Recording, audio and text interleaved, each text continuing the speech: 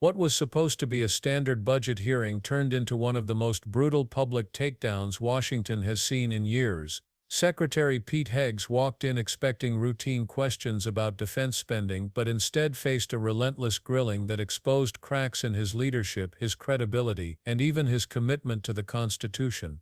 Lawmakers accused him of stonewalling Congress, dodging audits, and playing politics with America's national security.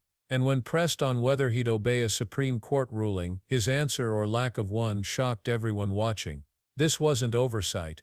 It was a demolition live on camera. The only question now, did we just witness the complete collapse of Pete Hegseth's credibility? Well, as I also acknowledged in my opening remarks, in the first year of an administration, it does take more Mr. time, Hegseth, especially please, while reclaiming you're my time. addressing the priorities of the previous administration. When can we expect your budget? You have details of it already, and you will have it very soon. Can we expect the budget before the end of the month? I would refer to Bryn, who's working that, but I know there are a great deal of detail that is already with the committee. Okay, let the record reflect that you haven't given us a commitment, but you're required by law to do so. You're also required by law to pass an audit. That's been true since the 1990s. The Department of Defense is the only department that has continually failed an audit. You've committed to passing an audit in 2028, but we expect you to pass an audit this year, and hope you will work with us to achieve that goal. Mr. Chairman, I want to thank you for your testimony and what you've said about the threats that we face as the United States, threats from China, Russia, and Iran, and I want to ask briefly questions about each. Mr. Chairman, you've said that the Chinese Communist Party is advancing an unprecedented military modernization effort with cutting-edge technologies, including artificial intelligence. Do you agree that the United States military must have more powerful AI capabilities than China?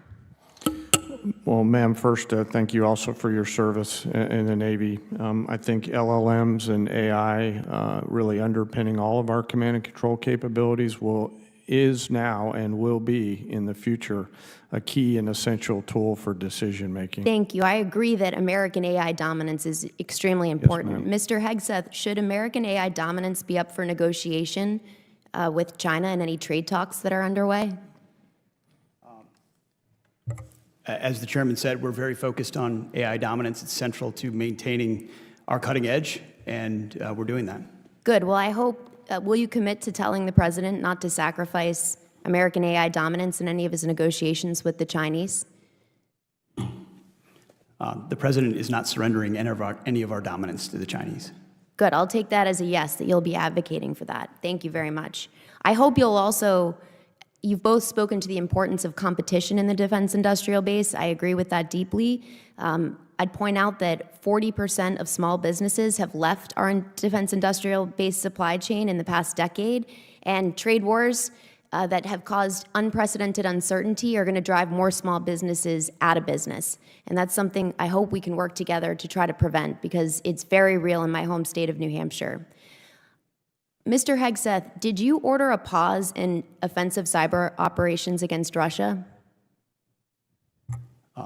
I know the story you're referring to, and it's false. We said it then, and I'll say it now. So it is your testimony that you never ordered a pause in offensive cyber operations against Russia?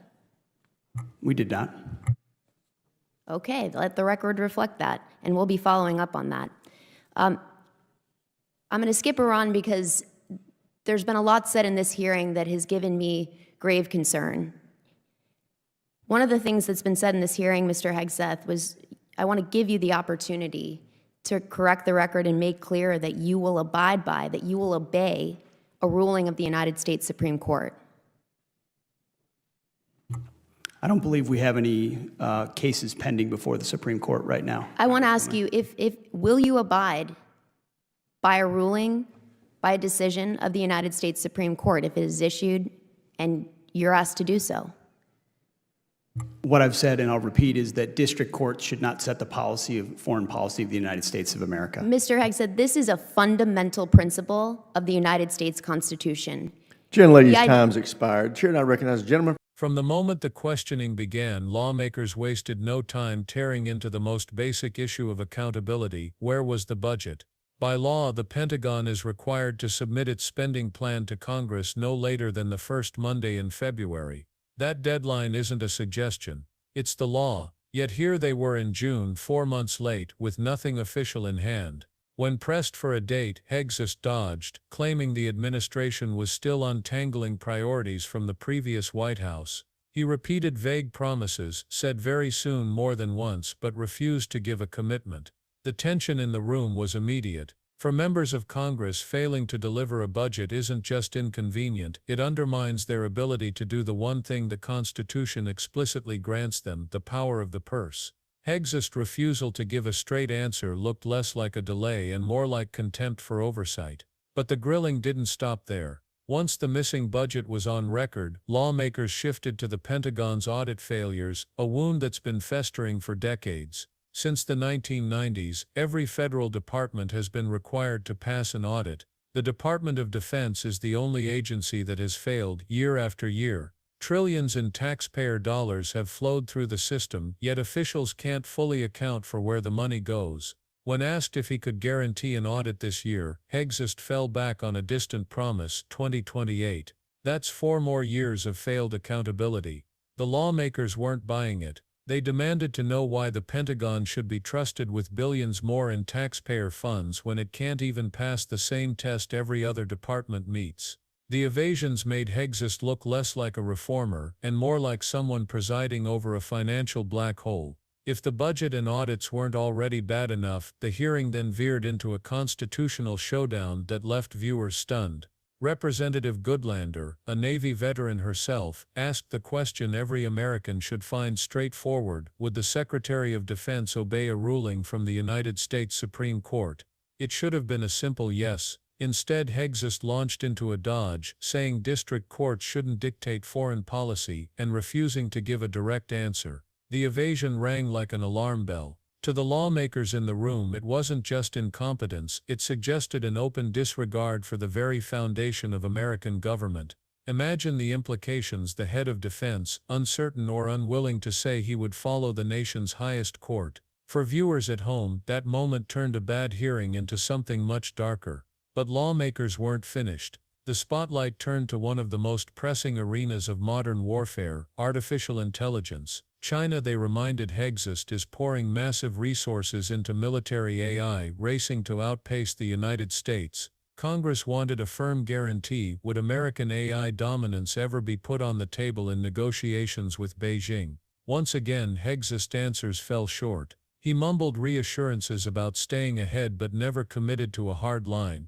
Lawmakers wanted certainty. Hegseth offered platitudes. For a country where technological dominance can determine the outcome of wars, his reluctance struck many as either weakness or negligence. If there was one issue on which both parties could agree, it was that surrendering AI leadership would be disastrous. Yet here was the secretary, unwilling to make an ironclad promise, and then came Russia.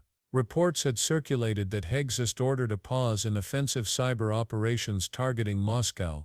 In an age when cyber warfare is as critical as missiles or tanks, that allegation was explosive. Confronted directly, Hegseth denied it. He called the story false, claimed it was misinformation, and insisted operations never stopped. But the exchange didn't inspire. His denials were flat, his answers vague, and lawmakers made clear they would be following up. If true, it would suggest he deliberately softened America's cyber posture against one of its greatest adversaries. If false, his inability to shut down the controversy only deepened suspicions that something was being hidden. Either way, the damage was done. By this point, the hearing had gone far beyond policy disagreements. What unfolded was a systematic dismantling of Hegseth's credibility. Lawmakers laid out a pattern: missed deadlines, failed audits, constitutional evasions, flimsy commitments, and questionable judgment on cyber operations. Each line of questioning built on the last, creating a portrait of a man dangerously unfit to manage America's defense at a time when global threats are multiplying. His fallback phrases, "fake news in due time, we make trade-offs," only underscored the perception that he was out of his depth, relying on political slogans instead of leadership. The longer it went on, the clearer the picture became. This wasn't just about a budget. It wasn't even just about AI or Russia. It was about whether the nation's top defense official was qualified to uphold the Constitution, steward trillions responsibly, and defend the United States against its most dangerous adversaries. By the end, lawmakers weren't merely frustrated, they were alarmed.